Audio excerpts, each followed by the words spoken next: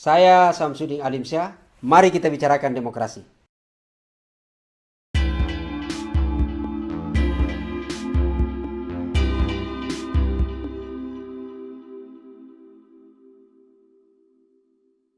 Warahmatullahi wabarakatuh. Selamat sore dan salam sejahtera bagi kita semua. Rekan-rekan media yang saya hormati, pada kesempatan hari ini kami kembali menyampaikan APBN kita, kinerja dan fakta. Kayak judul film aja nih. Judul apa? Acara TV. Cilet. Dengan realisasi hingga akhir November 2025. Paparan akan saya awali dengan perkembangan ekonomi terkini, baik global maupun domestik, dan selanjutnya Pak Suhasil Nazara Wamen akan menyampaikan perkembangan realisasi APBN. Oke, kita mulai aja. Untuk ekonomi global, prospek ekonomi global pada tahun 2025 masih cukup resilient. Meskipun dinamika tensi perdagangan antara AS Tiongkok terus berlangsung.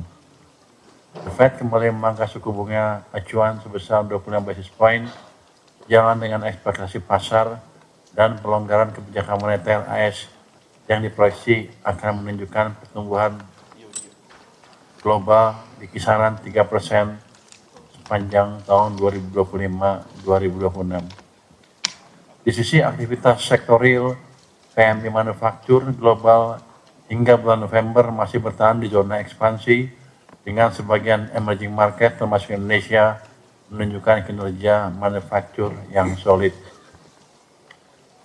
Next. Harga komoditas global masih bergerak fluktuatif dengan kecenderungan melemah pada energi, nikel, dan CPO. Harga minyak Brent, batu bara, dan nikel tercatat melemah baik secara year to date maupun year on year, terutama dipicu oleh concern terhadap oversupply.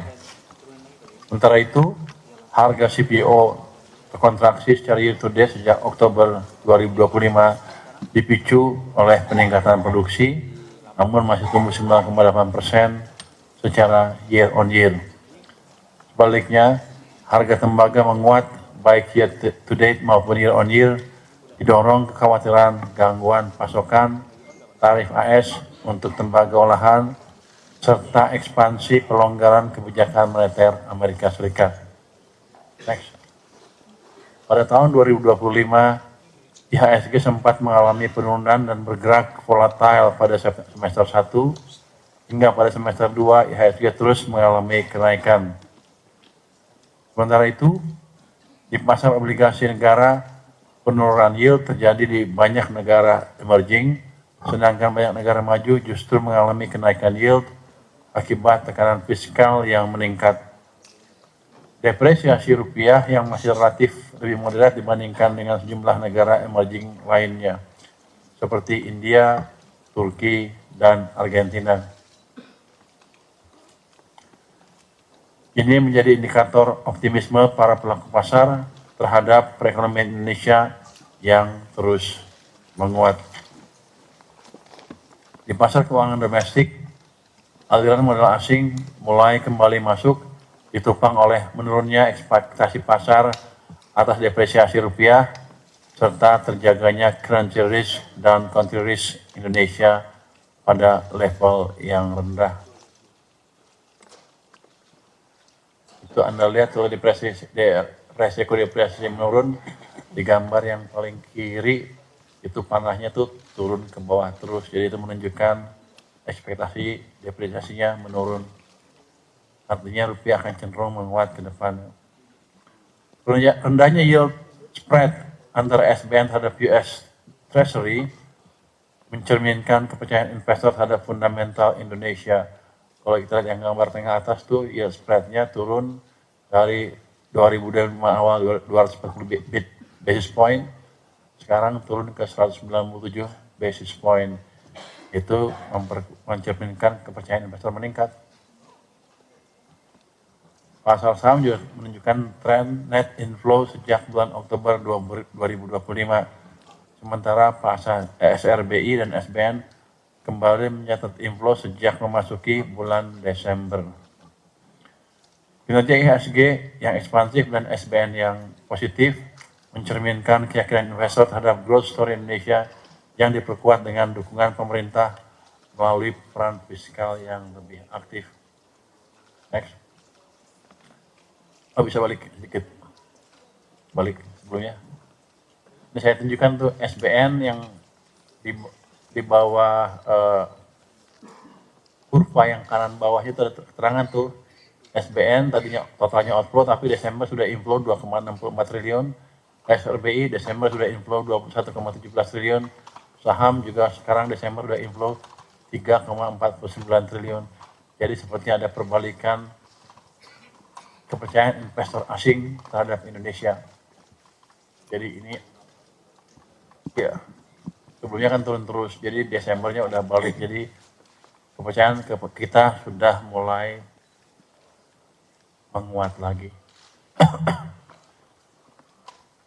Oke, next.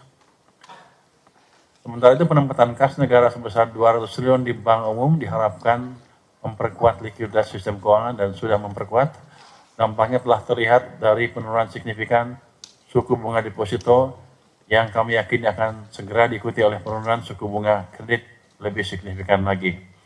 Ke depan, jumlah uang beredar perlu terus ditingkatkan melalui penguatan efektivitas, ekspansi likuiditas moneter untuk mendorong pertumbuhan ekonomi. Jadi kan sempat naik ke 13% tuh M0-nya, sekarang Desember ke 5%, turun lagi. Tapi saya yakin menjelang minggu-minggu ke depan, ini hari-hari ke depan, likuiditas di sistem akan bertambah lagi. Setelah kita koordinasi dengan bank sentral, jadi mungkin akan double digit lagi. Jadi likuiditas sistem akan membaik, ekonomi akan lebih membaik lagi ke depan. Jadi reaksi September, Oktober kemarin yang agak sedikit euforia akan kembali lagi ke sistem. Jadi prospek ekonomi kita ke depan akan semakin bagus lagi. Kami dengan bank sentral sekarang lebih dekat koordinasinya dibanding sebelum-sebelumnya. Seiring berjalannya waktu, transmisi kebijakan ini diharapkan semakin kuat sehingga penurunan suku bunga kredit dapat mendorong pembiayaan yang lebih efisien dan mempercepat aliran likuiditas ke sektor real. Surplus perdagangan Indonesia tetap berlanjut meskipun laju ekspor dan impor mulai melambat seiring merendahnya efek front loading. Secara kumulatif, surplus Januari sampai November meningkat signifikan dibanding periode yang sama tahun sebelumnya. Coba kalau Anda lihat gambar kiri bawah, neraca perdagangan kumulatif itu naiknya sebesar 32,3%. Jadi net impact dari perkembangan global ke kita malah membaik. Jadi global mendukung atau terus menopang recovery di ekonomi kita atau pertumbuhan ekonomi kita yang akan semakin cepat. Kinerja ekspor kumulatif Januari hingga November 2025 tetap solid dengan pertumbuhan 5,7% year on year, terutama ditopang komoditas bernilai tambah dan industri manufaktur seperti logam dasar, CPO, kimia dasar, dan semikonduktor. Impor juga tumbuh sehat, didorong kebutuhan barang modal berupa peralatan komunikasi dan komputer. Ini mengindikasikan aktivitas investasi dan prospek pertumbuhan ekonomi yang tetap terjaga. Ya. Sementara itu tingkat inflasi masih terjaga dalam kisaran yang ditetapkan yaitu 2,5 plus minus 1%. Inflasi inti masih bergerak stabil, menguat, mencerminkan tingkat permintaan yang masih tumbuh. Komponen administrative price masih bergerak rendah, didukung kebijakan energi nasional yang akomodatif. Inflasi volatile food tetap terus diwaspadai meskipun sempat melambat di bulan November. Masuknya musim penghujan dan risiko bencana menjadi perhatian serius. Salah satu kebijakan yang dilakukan adalah memperkuat peran Bulog dan stabilisasi harga pangan serta sinergi kebijakan dengan Bank Indonesia ini terus diperkuat melalui TPID, TPIP untuk menjaga target inflasi. Sementara itu, penciptaan iklim investasi yang kondusif adalah kunci untuk pertumbuhan yang tinggi ke depannya. Satgas antar kementerian lembaga secara resmi meluncurkan kanal layanan aduan debottlenecking pada Selasa 16 Desember lalu. Berbagai isu masuk cakupan yang dapat dilaporkan diantaranya perizinan, perpajakan, lahan dan tata ruang, energi, infrastruktur, dan isu utama lainnya. Per hari ini sudah masuk 4 aduan atas isu pendanaan dan pembiayaan, penegakan hukum yang belum masuk pengadilan, lahan dan tata ruang, serta perizinan berusaha. Keempat aduan tersebut saat ini dalam proses tindak lanjut oleh Pokja dan kementerian lembaga terkait dan dapat dipantau oleh masyarakat sebagai bentuk transparansi. Jadi itu ada homepage-nya ya. Itu disebut lapor Satgas 2 PSP Go ID, Anda bisa cek di situ. Di situ ada dimasukkan, nanti Anda bisa lihat kasus yang masih seperti apa, statusnya seperti apa. Senin targetnya akan disidangkan ya. Saya akan memimpin sidang itu untuk memastikan yang diadukan mulai bisa ditangani secara bertahap. Indikator konsumsi dan mobilitas seperti penjualan retail dan penjualan kendaraan bermotor tetap tumbuh dan mencerminkan daya beli yang terjaga dan optimisme masyarakat. Mobilitas ekonomi dan bisnis yang tercermin pada penjualan BBM, baik subsidi maupun non-subsidi, konsisten, ekspansif, dan memperkuat aktivitas perekonomian. Konsumsi listrik, rumah tangga, dan industri relatif stabil dengan peningkatan di konsumsi listrik bisnis. Di sisi produksi, aktivitas manufaktur bertahan di zona ekspansi, didukung kenaikan permintaan domestik, terutama menyambut momen Nataru, Imlek, serta Ramadan dan Idul Fitri yang jatuh pada kuartal 1 2026. Kalau Anda lihat gambar di sini, itu yang kiri atas, itu indeks penjualan retail, indeks penjualan real menguat. Itu sekarang posisinya tertinggi sepanjang tahun ini. Jadi kelihatannya masyarakat sudah agak pulih daya belinya dan sudah belanja lebih tinggi dari yang sebelumnya.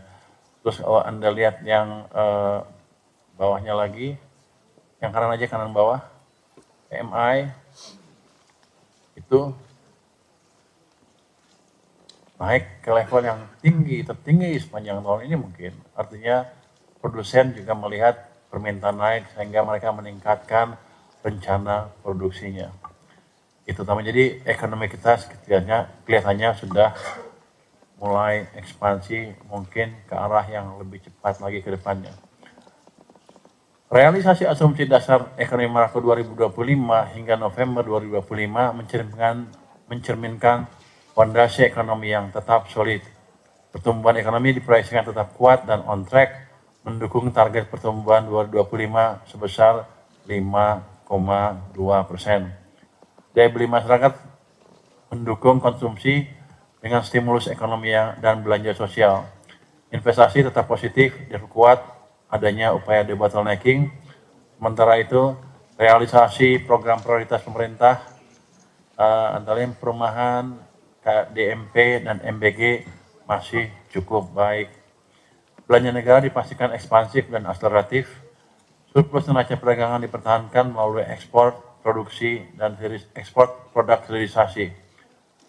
Penempatan dana pemerintah juga sudah bisa menurunkan suku bunga.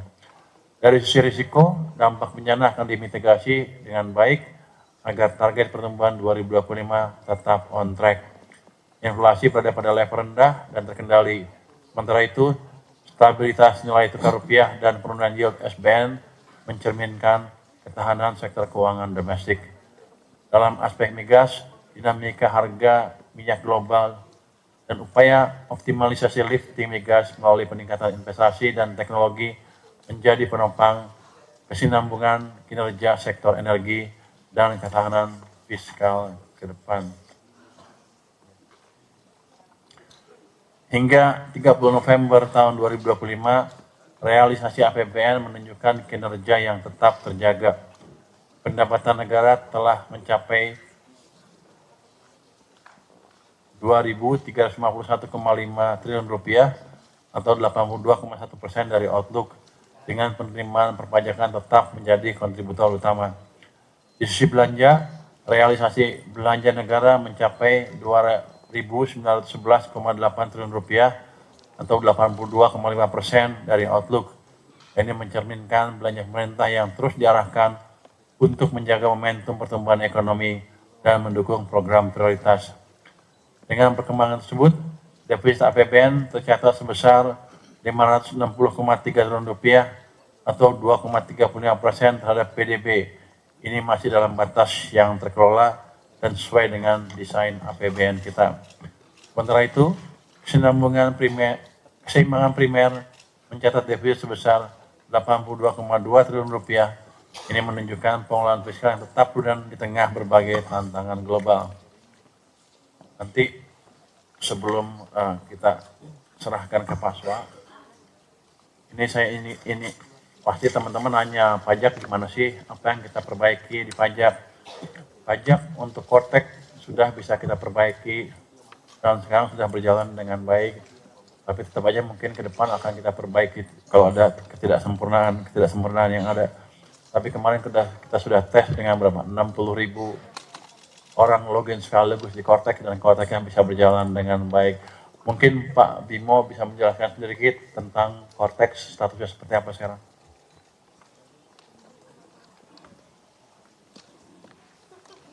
Terima kasih Pak Menteri. Terkait Kortex, seperti yang sudah disampaikan oleh Bapak, sudah ada 2 kali uji Kortex. Yang pertama itu bulan November, khusus untuk 25.000 pegawai di lingkungan Direktorat Jenderal Pajak. Alhamdulillah berhasil dengan baik.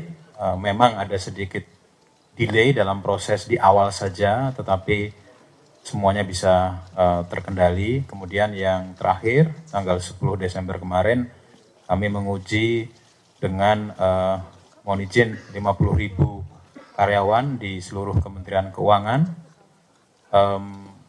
Dari hasil uji menunjukkan banyak perbaikan, tidak seperti yang periode sebelumnya. Mudah-mudahan sampai nanti di periode 31 Maret 2026 itu akan ada penyampaian SPT orang pribadi. Kami perkirakan sekitar 13 juta wajib pajak.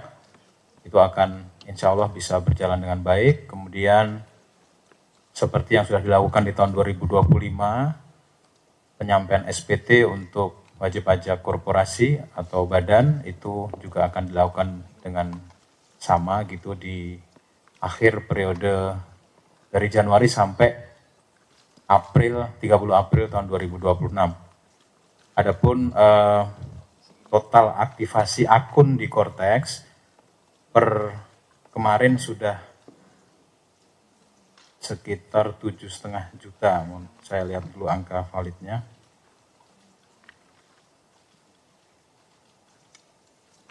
Mohon izin, jadi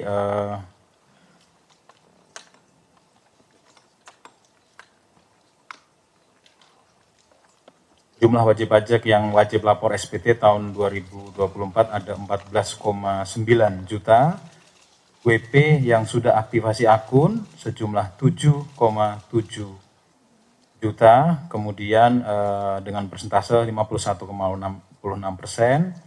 Dari 7,7 juta wajib pajak yang sudah aktivasi akun, yang sudah membuat kode otorisasi dan sertifikat elektronik ada 4,8 juta atau sekitar 32,38%. Demikian Pak Menteri, kami laporkan. Terima kasih Pak Bimo. Jadi kita perbaiki itu sistem digital perpajakan kita.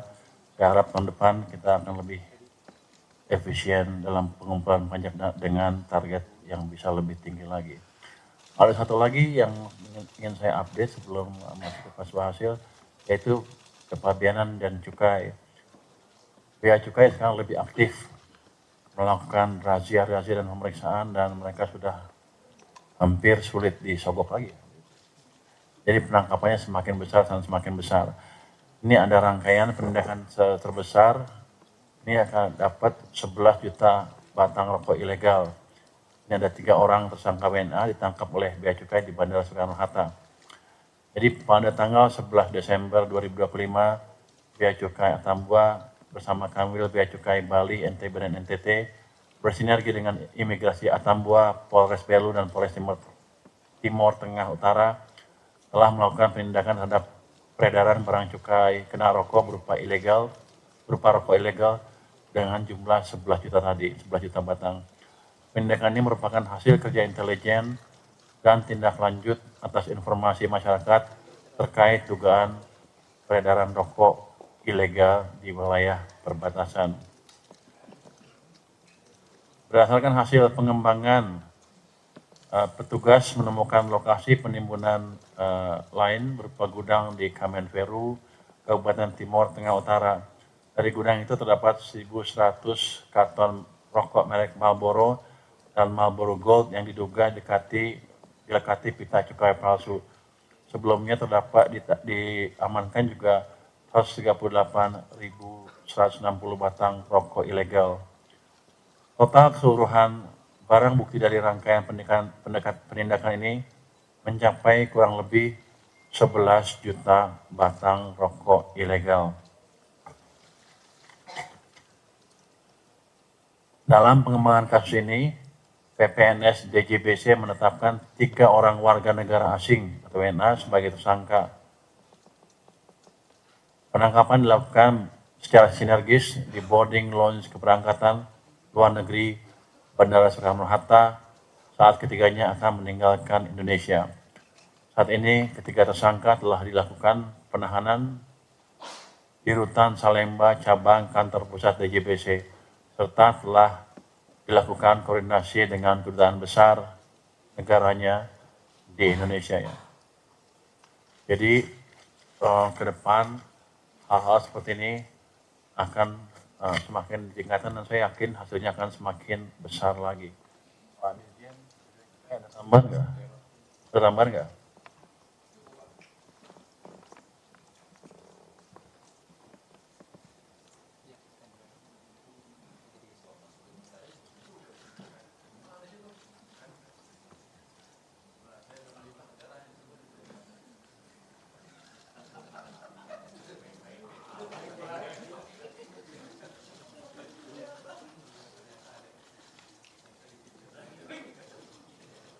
Oke, saya pikir itu clear. Untuk gambaran lebih detail tentang kinerja APBN, saya persilakan Pak Wamenswa untuk melanjutkan pemaparan. Terima kasih Pak Menteri. Teman-teman media yang saya banggakan, kita masuk ke APBN ya, ini tadi telah diterangkan oleh Pak Menteri. Dan kita akan masuk ke beberapa detail di pendapatan, belanja, dan juga nanti di pembiayaan. Pertama pendapatan dulu.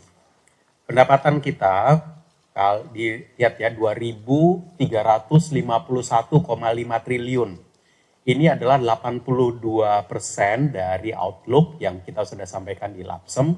Penerimaan pajaknya 1.634, kepabeanan dan cukai 269, dan PNBP-nya 444,9 triliun rupiah.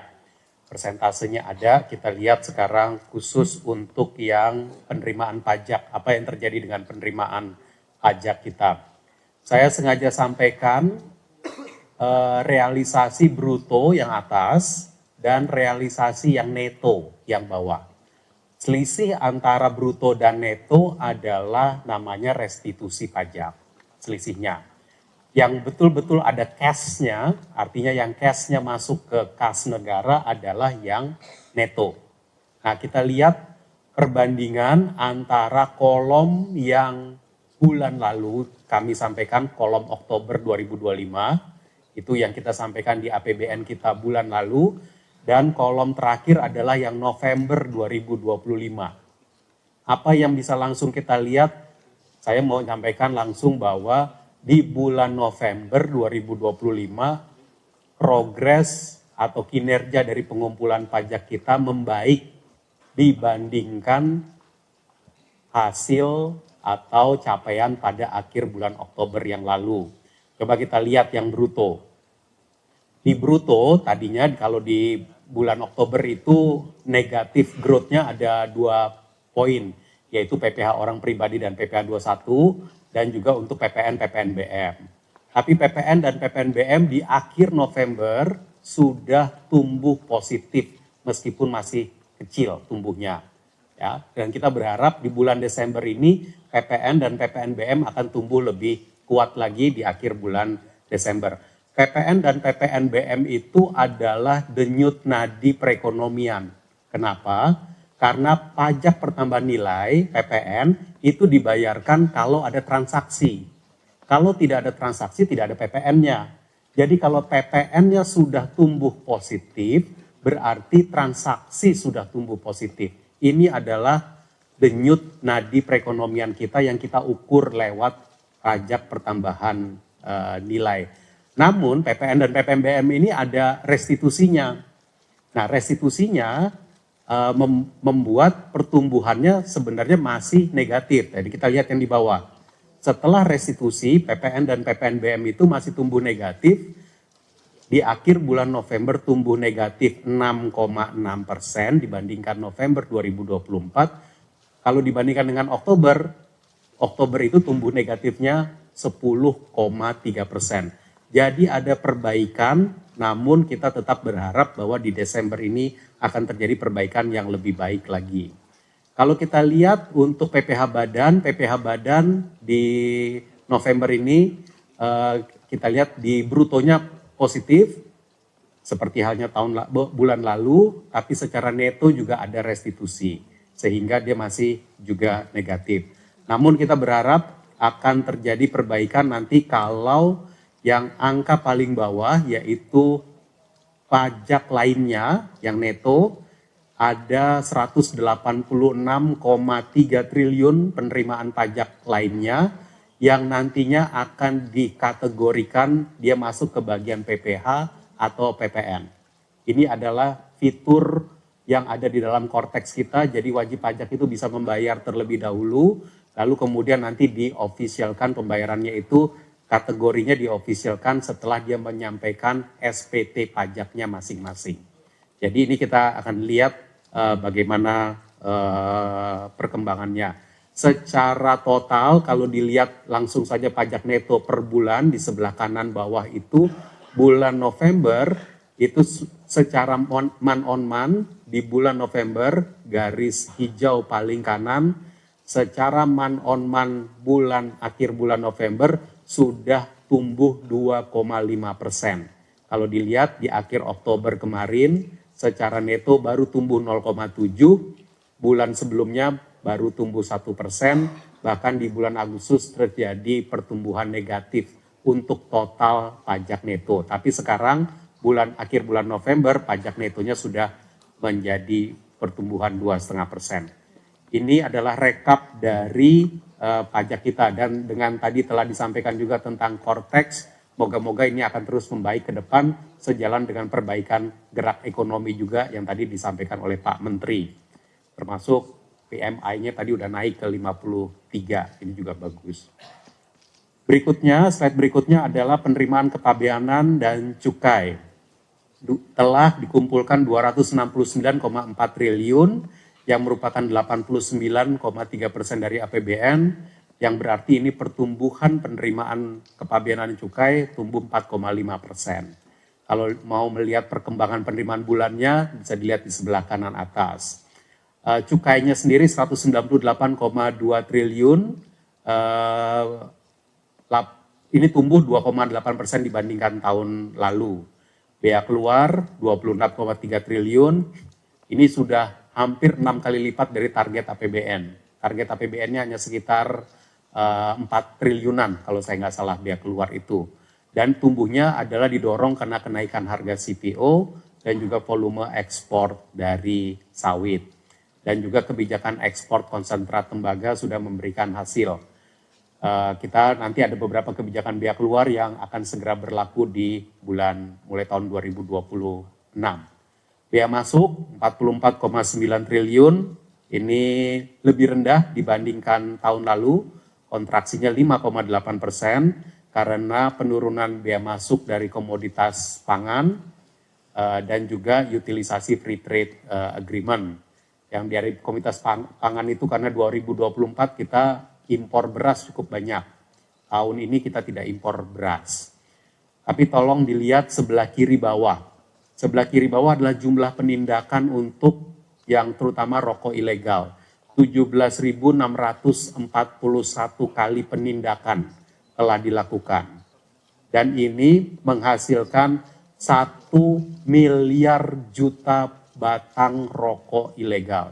Tadi yang disampaikan oleh Pak Menteri adalah satu penangkapan yang terakhir tanggal 10 Desember yang lalu. 11 juta batang. Tapi kalau dijumlahkan apa yang telah dilakukan oleh seluruh aparat bea cukai dari awal tahun sampai dengan saat ini sudah 1 miliar batang. Betapa banyaknya jumlah rokok ilegal yang beredar di luar sana, baik yang dari dalam negeri maupun dari impor, dan ini tentu harus kita kurangi secara cepat. Karena itu kepada seluruh aparat bea cukai akan terus melakukan upaya penindakan tersebut dan tetap bekerja sama dengan para aparat penegak hukum yang lain. 1 miliar ini angka yang cukup besar, tapi kalau kita lihat berapa jumlah sesungguhnya di luar sana, jauh lebih besar dari 1 miliar batang. Masih banyak rokok ilegal yang beredar di luar dan kemudian nanti mempengaruhi kehidupan masyarakat kita. Berikutnya ke bagian berikutnya, realisasi PNBP 444,9 triliun rupiah. Kalau dilihat ke APBN-nya, kalau dilihat lagi tadi ke postur, sebenarnya PNBP ini targetnya adalah 477 triliun rupiah. 477 triliun rupiah karena kita telah memperhitungkan juga yang namanya dividen BUMN yang disetorkan ke Danantara, bukan lagi disetorkan ke APBN. Dan itu kira-kira 80 triliun rupiah. Detil dari PNBP ini adalah untuk SDA Migas 94 triliun, SDA non-migas 125 triliun, kekayaan negara yang dipisahkan ini dividen BUMN hanya 11,9 karena 80 triliunnya disetorkan ke Danantara, PNBP lainnya 111,9 triliun dan penerimaan PNBP dari badan-badan layanan umum 90,9 triliun. PNBP sumber daya alam seperti dilihat di sebelah kanan, ini ada tekanan dibandingkan tahun lalu dan penyebabnya adalah dia terkontraksi sekitar SDA Migas ini terkontraksi sekitar 12,4% karena ada pelemahan ICP, penurunan lifting gas bumi, dan lifting minyak bumi yang belum sesuai dengan target APBN. Lifting minyak buminya ada peningkatan dibandingkan tahun lalu, tapi masih tetap di bawah dari target atau asumsi dasar APBN yang tadi disampaikan di depan. PNBP SDA Minerba yang kontribusinya adalah 92% dari PNBP SDA non-migas tumbuh 0,7% karena ada peningkatan tarif PNBP dari komoditas mineral, dampak implementasi dari PP 19 2025, namun harga dari batubara itu mengalami penurunan. Jadi kombinasi dari berbagai hal, termasuk juga kombinasi dari kurs. Teman-teman media semua, sekarang saya ingin secara cepat masuk ke belanja negara. Belanja negara telah dibelanjakan sejumlah 2.911,8 triliun rupiah, yang berarti juga sekitar 82,5% dari APBN. Kalau tadi pendapatan negara kira-kira 82,1% dari APBN, belanja negara sekitar 82,5% dari APBN. Ini berarti cukup balance antara pendapatan dengan belanjanya. Khusus untuk belanja KL, mungkin kembali ke slide nomor 13 saja supaya saya bisa tunjukkan perbedaannya. Kalau kita lihat belanja kementerian lembaga belanja kementerian lembaga itu sudah belanja 1.100 postur, tolong ke bagian belanja KL. Belanja KL sudah belanja 1.110,7 triliun rupiah. Posturnya, nah ya bisa situ ya, itu dia. 1.110,7 triliun rupiah. Ini di atas atau lebih tinggi dibandingkan belanja KL tahun lalu. 1.049,7 triliun rupiah. Artinya melalui belanja kementerian lembaga, tahun ini kita sudah belanja 61 triliun rupiah lebih tinggi dibandingkan tahun lalu. Jadi belanja KL ini seperti yang kami telah sampaikan, kalau menuju akhir tahun dia meningkat. Ya, dan untuk per akhir November dia sudah 61 triliun di atas. Nah, kita lihat, kita kembali ke slide nomor 19, komponennya apa saja. Realisasi belanja pemerintah pusat di sebelah kiri 2116 terdiri atas belanja KL 1110,7 triliun dan belanja non KL 1005,5 triliun. Belanja pegawai, kalau belanja KL itu terdiri atas belanja pegawai, belanja barang, belanja modal, belanja bantuan sosial. Kita lihat dia semuanya on track dan pertumbuhannya positif dibandingkan belanja masing-masing belanja ini tahun 2024. Belanja pegawai tumbuh 9%, 9,3%, itu adalah karena memang terjadi peningkatan jumlah pegawai kita. Belanja barang tumbuh 1,3%, kalau ingat belanja barang ini termasuk yang agak lamban di awal-awal tahun karena terjadi efisiensi. Tetapi pada bulan sampai dengan akhir bulan November telah terjadi pertumbuhan 1,3% belanja barang kita.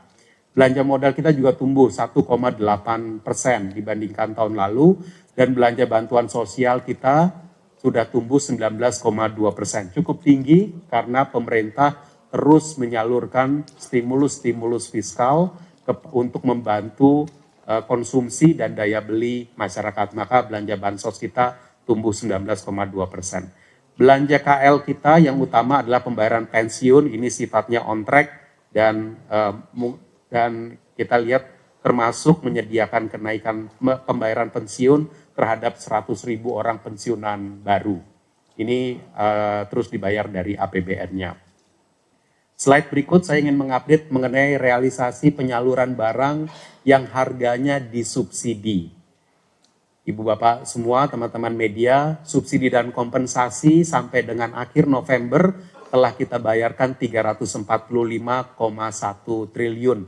Ini 72,6% dari target APBN-nya. Jenis barang yang mendapatkan subsidi ada di sebelah kanan beberapa. Yang untuk BBM, kalau kita lihat targetnya adalah 19 juta kiloliter, sudah terpakai kira-kira 80,4%. Atau sudah terpakai kira-kira 15,6 juta kiloliter. Dan kalau kita lihat dari tahun 2023, 24, 25, terjadi peningkatan dari volume barang bersubsidi BBM ini. LPG 3 kg. Target di tahun 2025 disediakan oleh APBN 8,17 juta kilogram. Dan sampai dengan akhir November telah terpakai 7,092 juta kilogram, 86,8%. Kalau kita lihat juga antara 2023 sampai dengan 2025, total pemakaian LPG 3 kg ini juga meningkat terus. Tumbuh di 2023 tumbuh 4,5%, di 2024 tumbuh lagi 2%, dan di 2025 ini so far tumbuh 3,4%. Listrik bersubsidi, kalau kita lihat jumlah pelanggan listrik bersubsidi dari target 42,1 juta pelanggan yang ditargetkan tahun ini sudah 42,6 juta pelanggan listrik bersubsidi. Ini artinya pelanggan kategori 450 volt ampere dan kategori 900 volt ampere. Ini juga meningkat terus setiap tahun. 2023 tumbuh 2,5%, 2024 tumbuh 4,3%, dan di 2025 ini juga masih tumbuh lagi 2,6%. Pupuk bersubsidi, Disediakan 8,9 juta ton untuk tahun 2025, sampai dengan akhir November sudah terpakai 7,5 juta ton, 84,3%. Jadi kita lihat pupuk bersubsidi ini penggunaannya meningkat dengan cukup pesat di 2024 dan 2025 ini. Di 2025 ini tumbuh 11,25%. Ibu Bapak sekalian, teman-teman media, kami ingin menyampaikan juga secara cepat update gerak cepat dukungan kebijakan fiskal khususnya APBN dalam penanganan bencana Sumatera. Beberapa hari yang lalu telah disalurkan, Bapak Presiden telah menyalurkan bantuan Presiden melalui dana kemasyarakatan Presiden sudah tersalurkan 268 miliar untuk APBD 3 provinsi dan 52 kabupaten kota yang terdampak bencana di Aceh, Sumatera Utara, dan Sumatera Barat. 4 miliar per kabupaten kota dan 20 miliar per provinsi. Ini masuk ke APBD masing-masing provinsi dan kabupaten kota tersebut. Tahun 2025 ini APBN telah juga menyiapkan dana tanggap darurat yang berupa dana siap pakai dan cadangan bencana yang dikoordinir oleh BNPB. Jadi BNPB itu selalu memiliki stok cadangan belanja untuk yang sifatnya bencana-bencana alam. Namanya itu dana siap pakai, DSP, dan juga masih ada lagi dana cadangan bencana. Dan ini langsung kita aktifkan kemarin. Dan untuk dari APBN 2025, DSP dialokasikan untuk 3 provinsi terdampak, ada tambahan DSP 1,6 triliun, dan cadangan bencana yang dialokasikan sejak awal tahun 5 triliun, masih tersedia lagi 2,97 triliun dan bisa kita tambah kalau dibutuhkan. Tapi dalam 2 minggu ini kita akan masuk ke tahun 2026 dan menjalankan APBN 2026. DSP-nya ada, cadangan bencana kita siagakan lagi 5 triliun. Ini memang selalu reguler tiap APBN. Dengan ketentuan kalau untuk bencana bisa ditambah lagi. Nah, bagaimana menambahnya? Itu di bagian yang ketiga di bawah. Pemanfaatan APBN untuk pembangunan kembali daerah terdampak bencana. Pertama, Kementerian Keuangan akan melakukan relaksasi penyaluran transfer ke daerah. Untuk daerah terdampak bencana, transfer ke daerah 2025 akan sudah ditransfer semua, 2026 akan kita lakukan transfer tanpa syarat salur. Karena kita memahami teman-teman di pemerintah daerah membutuhkan gerak cepat, dana tersedia, dan jangan sampai terkendala hanya oleh administrasi penyaluran. Jadi kita akan salurkan tanpa syarat salur. Total TKD yang akan tanpa syarat salur di 2026, 43,8 triliun. Selain itu, kita juga melihat bahwa sejumlah daerah, kabupaten kota yang terdampak bencana itu memiliki pinjaman PEN. Pinjaman PEN adalah pinjaman Pemda yang dikeluarkan ketika kita melakukan pemulihan ekonomi nasional saat COVID-19 yang lalu.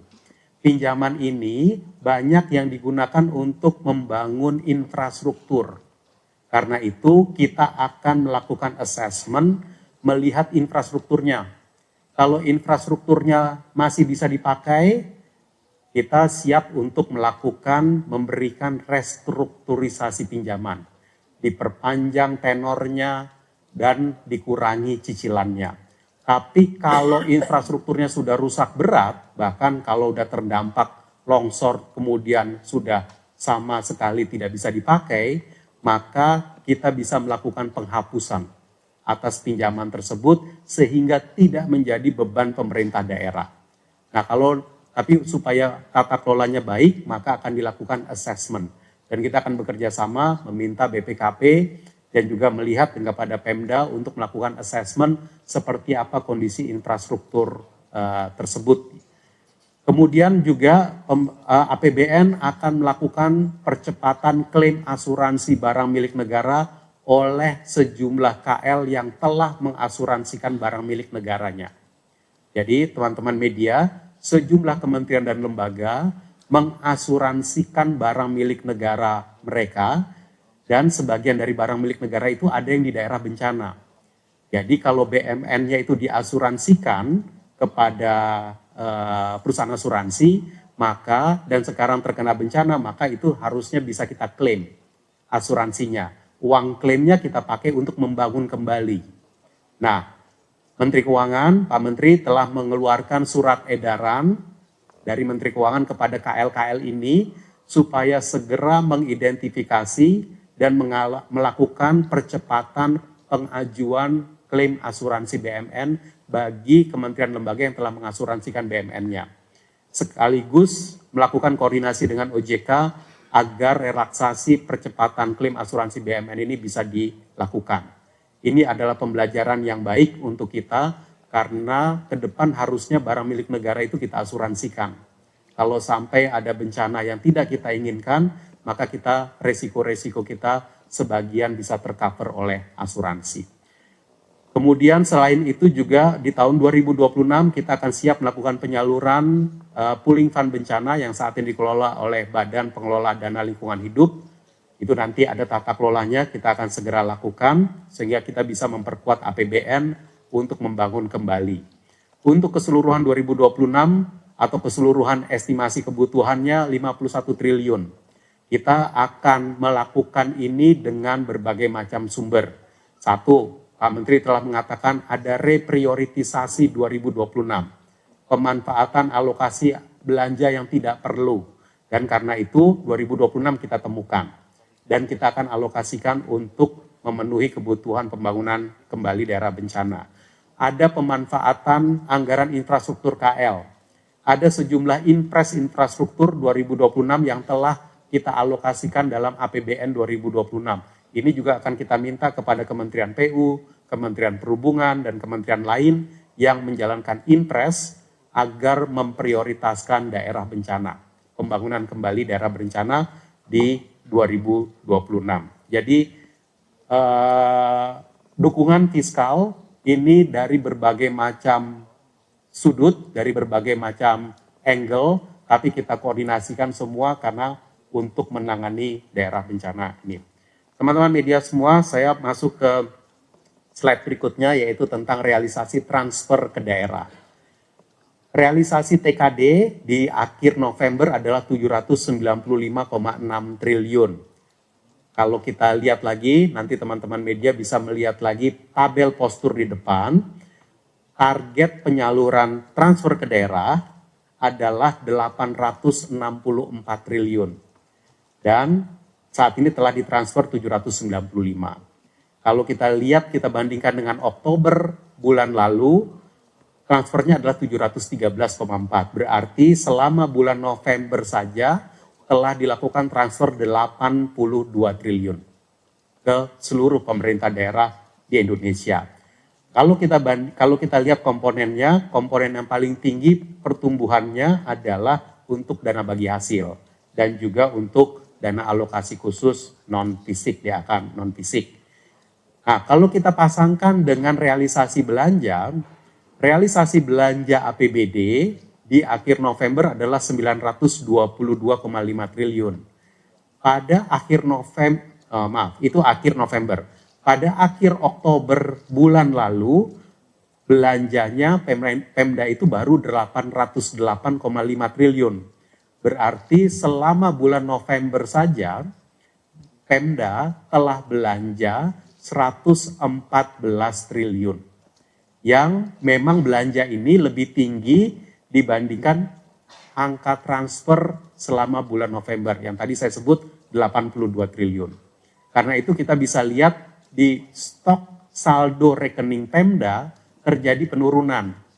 Kalau di angka yang lalu akhir Oktober itu saya sampaikan rekening kas umum daerah itu 230,1 triliun, maka pada akhir November ini rekening kas Pemda itu 218,2 triliun. Mengalami penurunan, namun belanja Pemda itu harusnya bisa lebih tinggi lagi karena realisasi belanja yang di atas 922,5 triliun itu baru 65,3% dari pagu. Kita berharap Pemda akan terus mempercepat belanja di bulan Desember ini supaya manfaat bagi masyarakat bisa lebih cepat dan lebih tinggi lagi. Teman-teman media, sekarang saya ingin mengupdate sedikit mengenai beberapa program prioritas pemerintah, beberapa slide. Program prioritas pemerintah seperti yang telah kami laporkan secara rutin setiap bulan, sekarang ini sudah 81,2% terlaksana atau 752,7 triliun. Kalau yang dilihat sebelah kiri adalah program-program yang sifatnya itu reguler, makanya sudah banyak yang hampir mencapai 90% lebih. Kita lihat 90%, 90% dan seterusnya. Kalau yang mana yang relatifly rendah? Yang relatifly rendah ada beberapa hal. Sekolah rakyat itu relatifly rendah karena akan dilanjutkan pembangunan. Ini sebenarnya pagu 10,2 triliun adalah pagu pembangunan infrastrukturnya yang akan dilanjutkan ke tahun depan. Maka itu serapan di tahun ini mungkin baru serapan untuk uang muka, tapi kemudian akan dilanjutkan tahun depan. Mana lagi yang relatif rendah? Yang juga relatif rendah adalah yang sifatnya tinggal bayar. Di sebelah kanan itu ada untuk bendungan, irigasi, sarpras, dan juga preservasi jalan dan jembatan. Ini banyak dilaksanakan oleh teman-teman di Kementerian PU, dan ini rata-rata sudah dikerjakan, tapi menunggu administrasi pencairan untuk pembayaran. Jadi kita optimis ini akan on track menuju akhir tahun, akan menuju ke 90% lebih.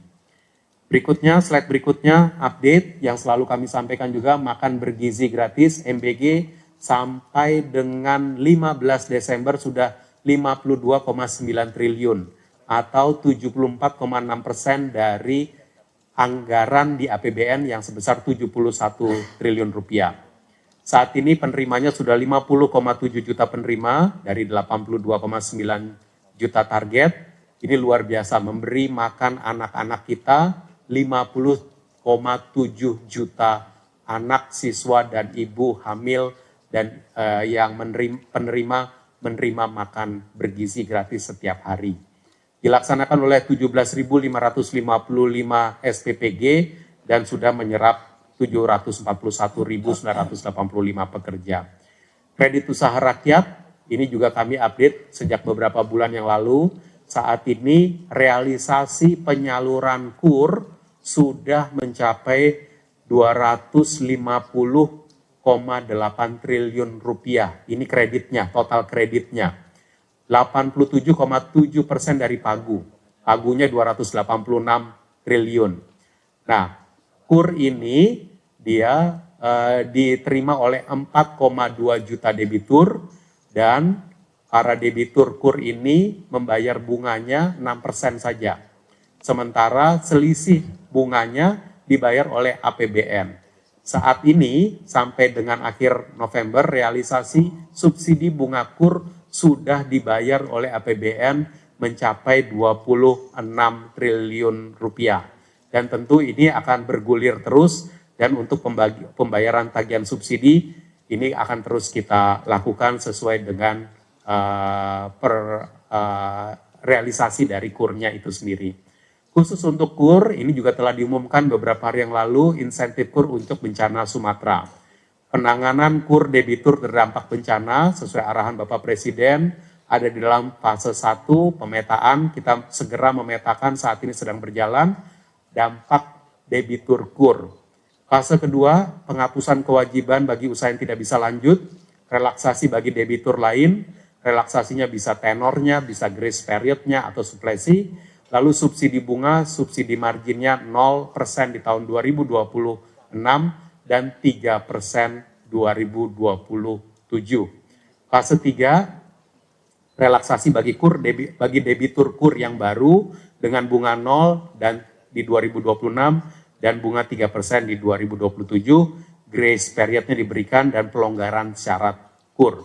Tentu ini akan membutuhkan anggaran, karena itu kita akan mengalokasikan tambahan subsidi untuk KUR 2,14 triliun dialokasikan 2026 dan 2027 nantinya. Di berikutnya, update mengenai stimulus ekonomi. Saya rasa yang sebelah kiri atas, BLT Sejahtera telah berjalan. Realisasi sampai 30 November 25,3 triliun diterima oleh 28,1 juta penerima manfaat. Dukungan pembangunan gudang Bulog sudah berjalan, sekarang sedang dalam proses, dan hilirisasi pengembangan replanting komoditas juga sudah berjalan.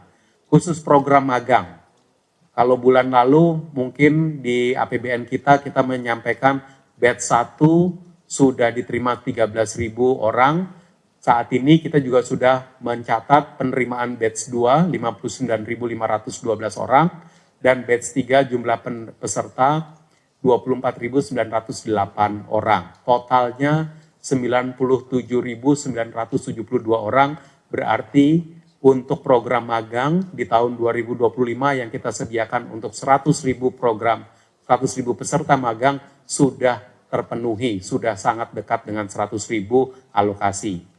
Tapi kita kalau masih ada tetap kita ingin realisasikan, maka itu kita sampaikan itu websitenya maganghub.kemnaker.go.id. Seyogyanya masih bisa kita jalankan terus. Realisasi sampai dengan 16 Desember relatif masih rendah, 64,5 miliar karena menunggu proses administrasi saja. Teman-teman media, berikutnya kita masuk ke bagian pembiayaan anggaran. Pertama, kami update pembiayaan anggaran di slide 28, next. Pembiayaan utang telah direalisasikan 614,9 triliun rupiah, dan ini adalah 84% dari total outlook 731,5 triliun untuk menutup defisit 2,78% dari PDB.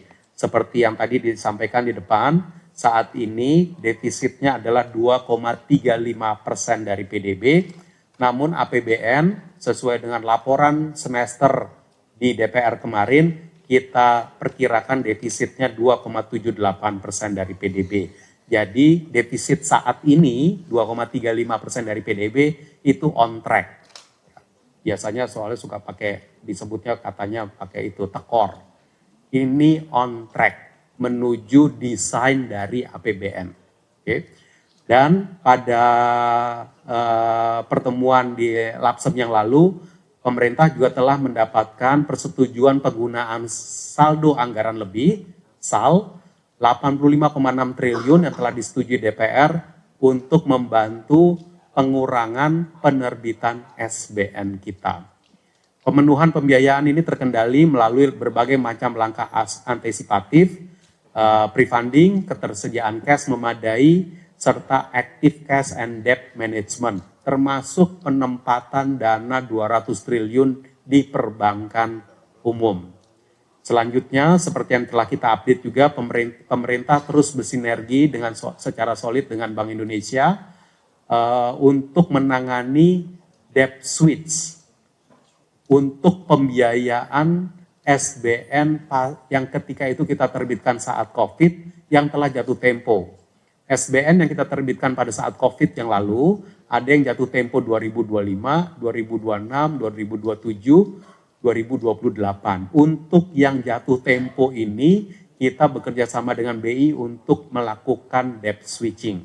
Debt switching bukan hanya kita lakukan dengan BI, tetapi tempatnya Pak Suminto, DJPPR itu aktif melakukan debt switching itu dengan berbagai macam lembaga multilateral dan lembaga-lembaga lain, termasuk dengan Bank Indonesia. Jadi ini adalah bukan hanya khusus dengan Bank Indonesia debt switch kita ini.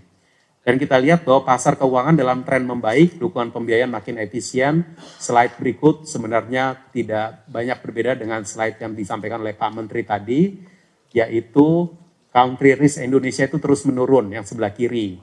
Cerminannya adalah dari spread yield SBN falas terhadap US Treasury Bill 10 tahun, makin menyempit. Selisihnya sekarang hanya sekitar 58 basis poin. Kalau untuk SBN rupiah yang 10 tahun, dengan USD 10 tahun, jadi sama-sama 10 tahun, tetapi beda currency, spreadnya itu 197 basis point, di bawah 200. Lihat perbandingan Indonesia dengan Filipina, dengan Brazil, dengan Meksiko, dan South Africa di yang bawahnya. Jadi spread kita itu sangat-sangat kompetitif. Dengan spread yang lebih rendah, berarti biaya bunga untuk Indonesia juga relatif lebih rendah karena spreadnya itu lebih rendah. Dan yang di sebelah kanan ini tadi juga telah disampaikan oleh Pak Menteri, pada bulan Desember terjadi inflow 2,64 triliun untuk SBN kita. Jadi kepercayaan kepada SBN kita tetap baik dan terus membaik, dan meskipun secara year to date masih outflow 1,8 triliun, tapi kita berharap di bulan Desember ini akan segera bisa diselesaikan. Slide terakhir kami update kepada teman-teman media, sebagian mungkin juga mengikuti, telah dilakukan di APBN 2025 memang terjadwal adanya penyertaan modal negara PMN kepada BUMN. Dan untuk itu telah dilakukan rapat kerja Menteri Keuangan dengan Komisi 11 tanggal 8 Desember yang lain, menyepakati PMN untuk kebutuhan BUMN sebagai berikut. Dan Anda bisa lihat bahwa dari Danantara juga hadir ketika itu bersama dengan Pak Menteri Keuangan. Untuk kereta api Indonesia 1,8 triliun, untuk INKA, industri kereta api, itu 0,473 triliun, meningkatkan kapasitas produksi penyediaan sarana perkereta-apian. Untuk PELNI, ini adalah kelanjutan 2,5 triliun, kelanjutan PMN dari yang sebelumnya. Dan juga untuk SMF, PT SMF kita 6,684 triliun untuk mendukung FLPP penyediaan rumah bersubsidi dengan harga bersubsidi.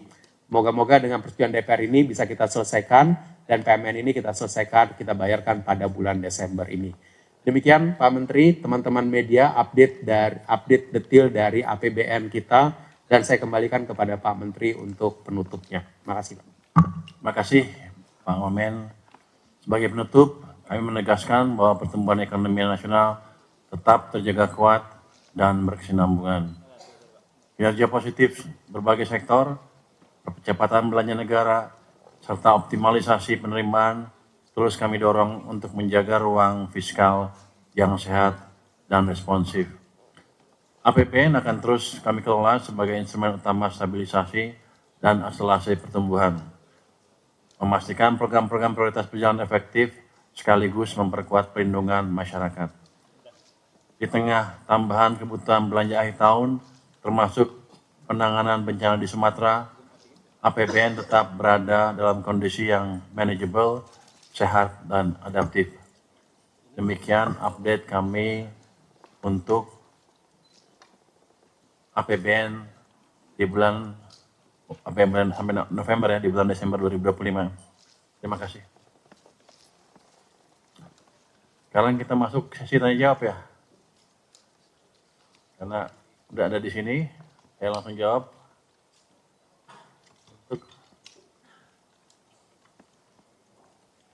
Pajak berapa pajak? Maksudnya. Untuk Menteri Keuangan dulu ya, Pak Purbaya, minta tanggapan soal laporan Bank Dunia soal potensi defisit melebar hingga 2027 dari Ibnu Bloomberg Technos. Ada orangnya? Ibnu mana? Oh itu orangnya Ibnu namanya. Jadi saya suruh nanggepin Bank Dunia. Ya suka-suka dia prediksi boleh, nggak prediksi juga nggak apa-apa. Tapi kan selama ini juga sering meleset. Gini, kalau APBN kan di bawah kendali kita, bukan market yang jalan sendiri. Jadi defisitnya melebar apa enggak tergantung kepiawaian kita untuk mengendalikan belanja dan meningkatkan pendapatan dari pajak maupun bea cukai maupun PNBP ya. Ini kan kita baru melakukan perbaikan pajak, mereka sudah diperbaiki, bea cukai juga sedang diperbaiki kinerjanya. Harusnya sih bea cukai kan sudah saya tunjukkan kan ke wartawan bahwa kita sudah menerapkan AI di lapangan dan harusnya ke depan akan membaik terus. Itu dari perbaikan AI aja kita bisa dapat 1 triliun tuh minimal tuh. Nanti kita akan perbaiki lagi yang lain-lain, harusnya kebocoran dari Pak Bea Cukai akan berkurang dengan signifikan. Jadi yang dilakukan oleh World Bank adalah prediksi ceteris paribus.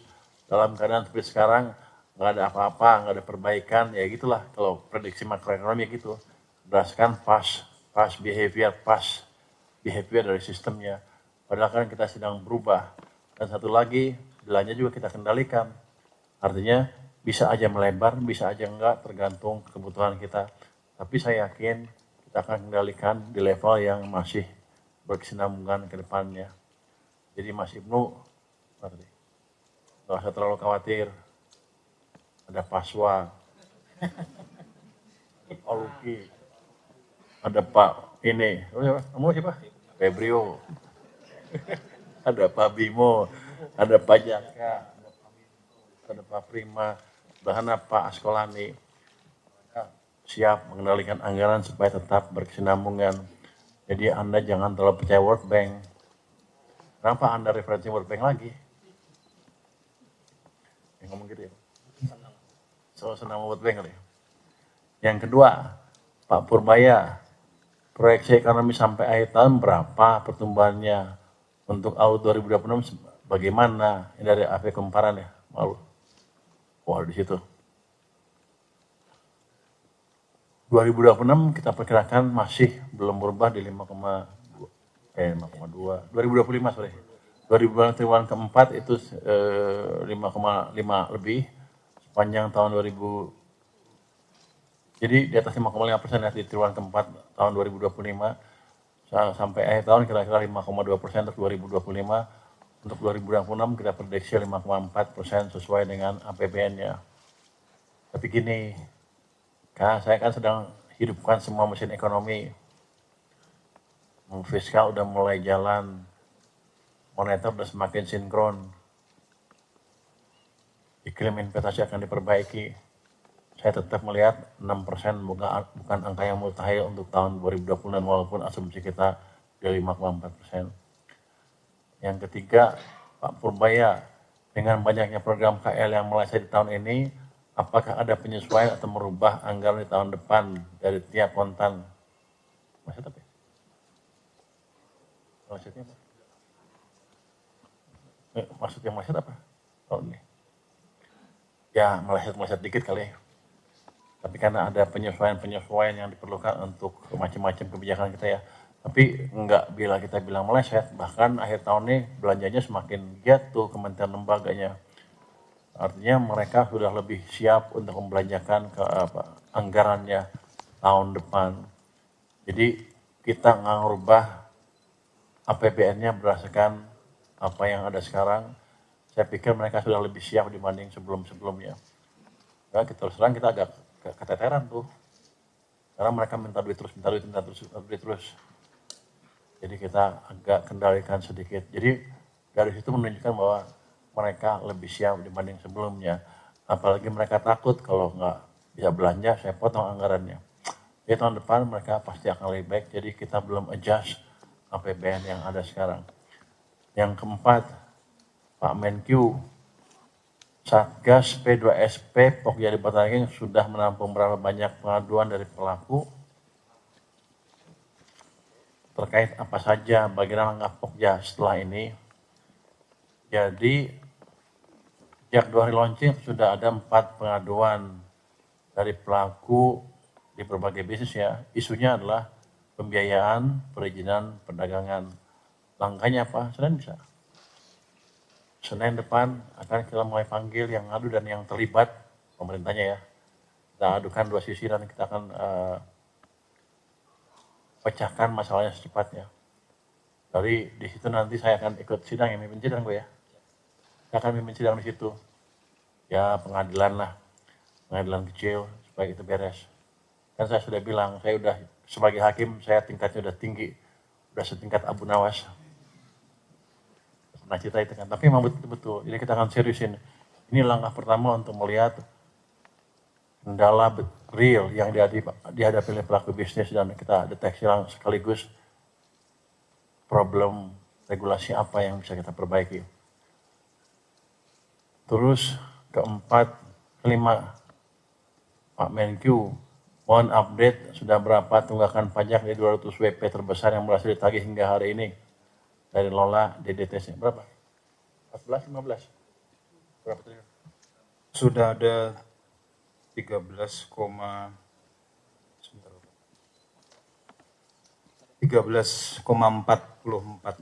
triliun, Bapak. Jadi 13,44 triliun dari 60 ya.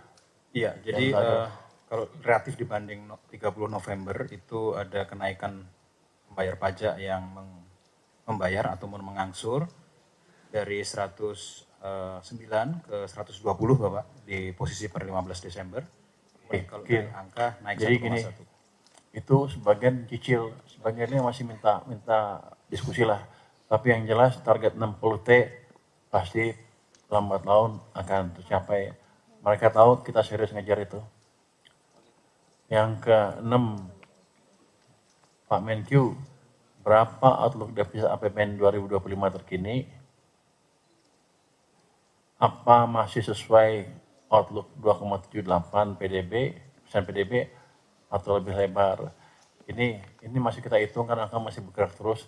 Kalau kita lihat sih kira-kira masih di dalam perkiraan kita semua. Jadi belum terlalu bergerak dari perkiraan yang pernah Anda pernah dengar sebelumnya. Mungkin itu dari saya. Silakan Pak Menkyu Suhasil. Pak Swa, Pak Swa, bagaimana upaya Kemenkyu untuk mendorong belanja daerah dan pusat di sisa tahun ini dari Tia Kontan? Kalau tata kelola belanja ya, biasanya semua KL itu sudah ngelok, ya ibaratnya itu di sistem saktinya Pak Luki, kalau KL pusat itu udah ngelok, ya udah kunci. Maka sekarang ini tinggal pelaksanaan, ya, dan pelaksanaan bukan berarti bahwa pelaksanaan itu lebih mudah ya, pelaksanaan tetap harus dilakukan dengan tata kelola yang baik. Lalu kemudian penagihan. Kalau pemerintah daerah, seperti yang saya sudah bilang tadi, kita sih udah lihat ada percepatan peningkatan tambahan belanja di bulan November dibandingkan Oktober.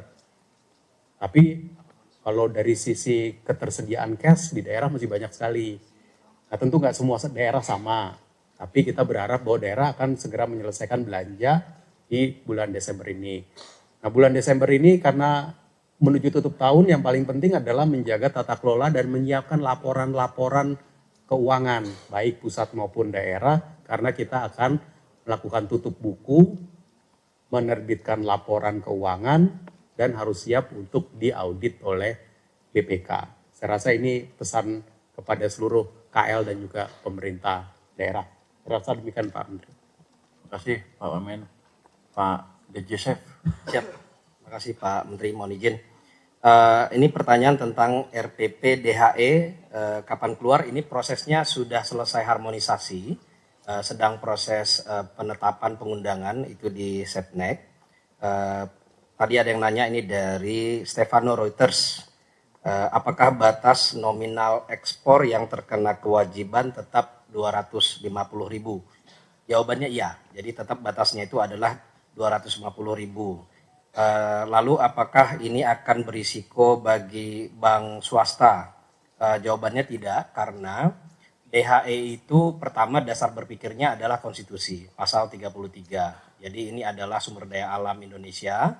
Kita ingin agar hasil dari ekspor kita sebanyak-banyaknya likuiditasnya beredar di Indonesia, sehingga mendorong pertumbuhan ekonomi dan mensejahterakan masyarakat. Tetapi kedua juga kita tahu bahwa ekspor kita itu satu tahun itu sekitar 260-270 billion US dollar. Dari sekitar 260 billion US dollar itu sekitar 60% dia yang dalam bentuk DHE. Sehingga masih ada 40% dari sejumlah ekspor tersebut tidak terikat peraturan DHE. Sehingga likuiditas falas masih akan cukup beredar. Nah ini yang kita harapkan dengan pengaturan yang baru, diharapkan ini akan menjadi lebih mempermudah pengawasan oleh Bank Indonesia. sehingga kepatuhan untuk DHE dan juga beredarnya falas di dalam negeri sebagai hasil dari ekspor SDA kita itu semakin banyak. Lalu ada pertanyaan dari diborong juga oleh Stefano Reuters juga ini tentang Stefano mana sih? Itu. Iya. Udah di mana nanya terus loh. Iya, di mana nanya lagi. Boleh Pak dijawab nih Pak. Ini tentang BK Batubara. Nah, ini juga kemarin tanggal 8 minggu lalu di Komisi 11 kita sudah bahas dengan DPR. DPR mendukung kebijakannya adalah tetapkan bea keluar batubara ini untuk meningkatkan penerimaan negara. Nah, ini akan kita lakukan dan sedang berjalan prosesnya. Sehingga nanti secepatnya ini akan mulai meningkatkan penerimaan negara mulai 2026. Sehingga ini akan berlaku kita harapkan mulai Januari. Kemarin Pak Menteri juga sudah menjelaskan bahwa ini harus memastikan bahwa lagi-lagi SDA memberikan sumbangsih yang besar bagi penerimaan negara sesuai dengan pasal 33. Dan ini kita estimasi bisa mencapai 24-25 triliun satu tahun penerimaan dari BK Batubara. Lalu pertanyaan berikutnya, kalau ada Stefano lagi saya skip nih. Iya Stefano lagi nih Pak, jadi saya skip aja yang dari Stefano. Berikutnya ini ada dari Dendi Kontan. Dendi mana Dendi? Ya Dendi tanya tentang insentif pajak untuk aksi korporasi BUMN.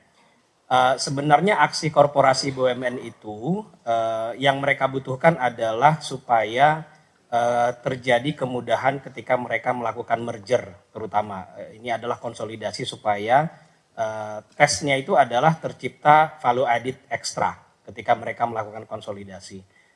Tetapi kemudian seringkali mereka berhadapan langsung dengan nilai buku versus nilai pasar dari asetnya ketika mereka melakukan konsolidasi.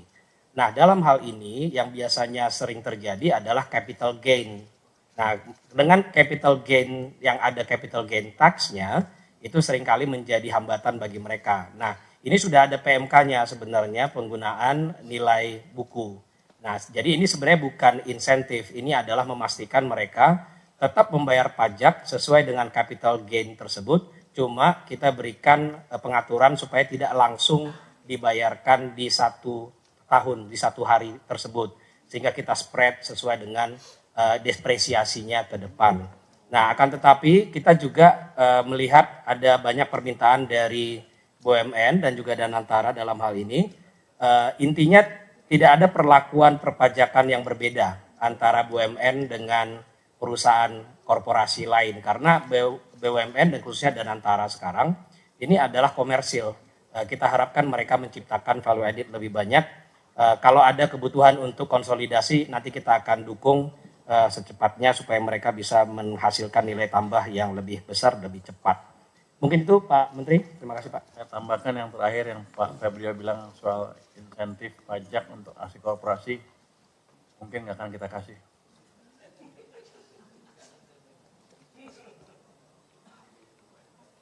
Begitu, dulu kan ada diskusi, ternyata waktu itu Danantara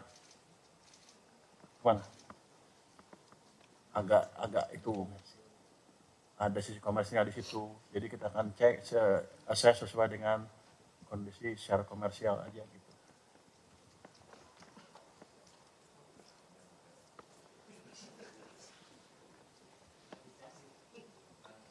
Dirjen Anggaran kan?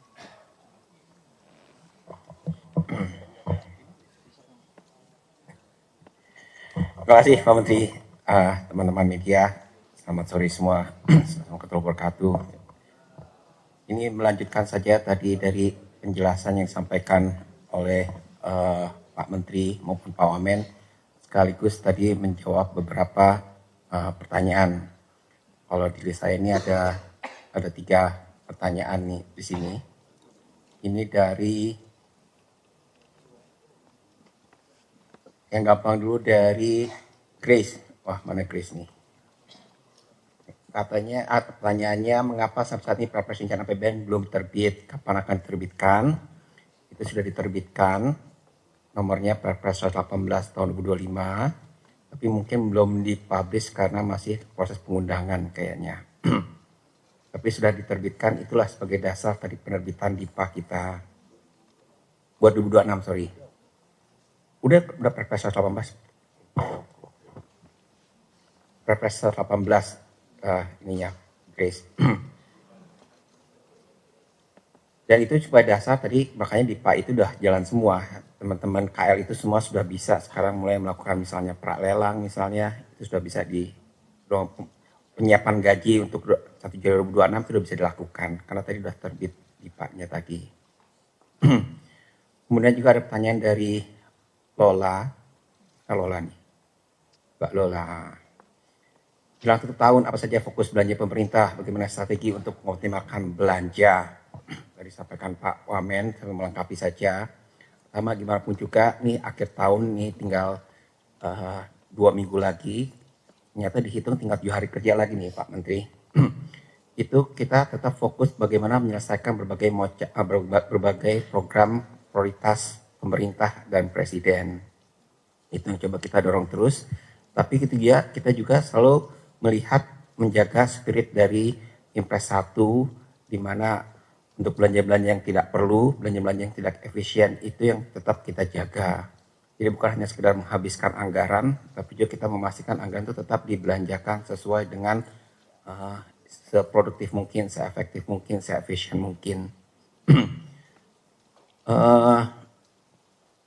Kemudian terakhir ini juga dari Maulana, untuk menahan defisit yang melebar karena potensi pendapatan negara terkontraksi, apakah pemerintah berencana untuk menahan belanja non-KL 2025? Kembali lagi kita sangat dinamis, kita akan melihat perkembangan apa yang terjadi selama 2 minggu terakhir, akan terjadi 2 minggu terakhir ini.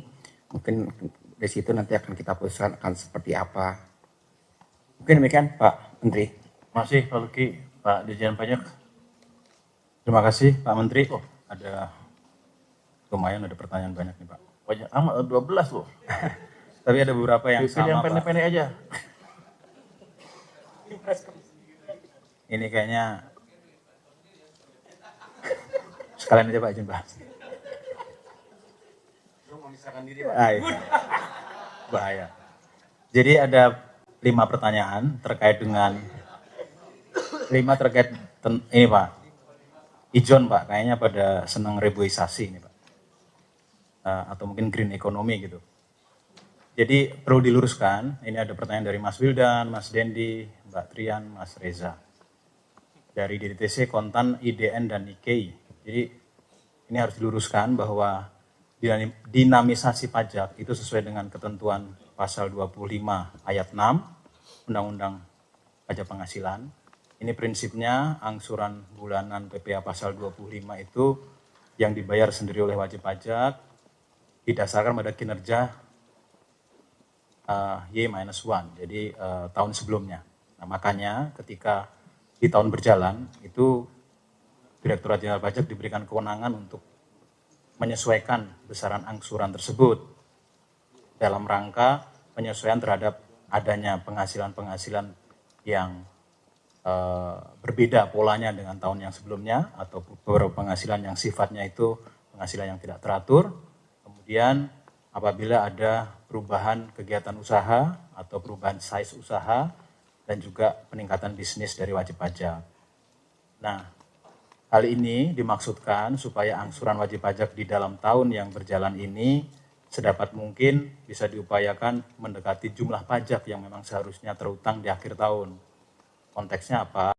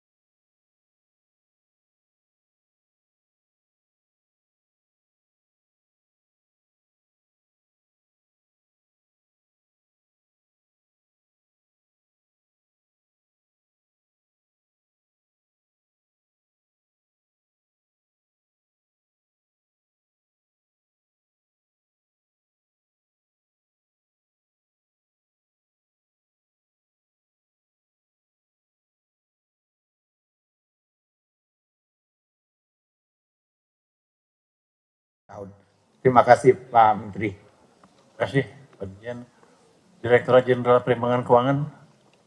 Pak Anies, silakan. Terima kasih Pak Menteri. Mungkin satu Pak, kami menambahkan tadi sampaikan Pak Mensua Pak, mengenai support daripada dukungan transfer ke daerah untuk daerah-daerah yang terkena bencana, khususnya di 3 provinsi. Tadi Pak Mensua sudah sampaikan bahwa di penghujung 2025 ini kita akan memberikan keringanan, relaksasi, disbursement daripada dana TKD untuk 3 provinsi itu sekitar 2,2 T, posisi di pertengahan Desember. Terhadap 2,25 T ini kita akan mempermudah, tidak ada syarat salur, tidak ada, kita berikan fleksibilitas, tidak ada yang spesifik grant, bisa digunakan untuk tujuan tertentu secara umum. Dan yang ketiga tentunya semua sisa pendanaan akan kita gelontorkan di penghujung 2025. Jadi ini mungkin kemudahan, fleksibilitas dan support yang kita berikan kepada 3 provinsi yang terkena dampak bencana di tahun 2025. Kebijakan ini teman-teman sekalian akan kita lanjutkan di 2026. Tentunya ini sejalan dengan support dari pemerintah untuk membantu 3 provinsi yang terkena bencana. Dan kami lagi menyiapkan PMK-nya untuk bisa menjadi penguatan daripada kebijakan yang diputuskan oleh pemerintah. Mungkin itu Pak Menteri dari kami. Terima kasih. Terima kasih Pak Dirjen. Mungkin terakhir Dirjen Pengelolaan Pembiayaan dan Risiko. Terima kasih Pak Menteri, rekan-rekan media. Yang pertama dari Stefano Reuters, apakah akan ada lelang lagi untuk menutup defisit? Jadi sebagaimana kita ketahui bahwa untuk memenuhi kebutuhan pembiayaan utang secara instrumen kita memiliki surat berharga negara SBN, memiliki pinjaman. Untuk SBN sendiri isuannya bisa melalui lelang reguler maupun melalui non-lelang. Untuk lelang reguler sendiri, lelang Sun Selasa kemarin tanggal 17 Desember adalah merupakan lelang terakhir di tahun ini. Namun dalam konteks pemenuhan kebutuhan pembiayaan 2025 masih ada beberapa pengadaan pelaksanaan proyek sampai akhir tahun. Demikian juga secara terjadwal kami masih ada pinjaman program yang akan dilakukan penarikan oleh pemerintah.